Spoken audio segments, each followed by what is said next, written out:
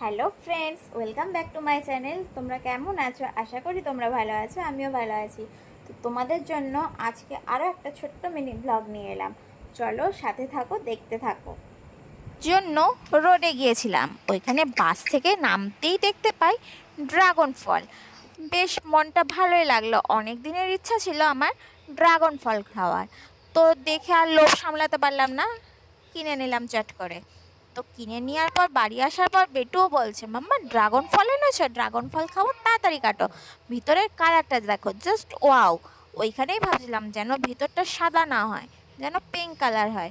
আর মনের মতন কালারটাই আমি পেয়েছি। দেখো কার কার ড্রাগন ফল ভাল লাগে, কমেন্টে কিন্তু অবশ্যই জানিও। নাও, যাদের ভালো লাগে তাদেরকেও এক পিস কিন্তু আমি দিলাম। খেয়ে বলো কেমন লাগছে, বিট লবণ দিয়ে কি খেতে কিন্তু আরো দারুণ লাগলো। তো ভিডিওটা ভালো লাগলে অবশ্যই লাইক, কমেন্ট অ্যান্ড শেয়ার করে দিও। আর সাবস্ক্রাইব করতে কিন্তু ভুলো না। পাশে থেকো। Love you all, tata.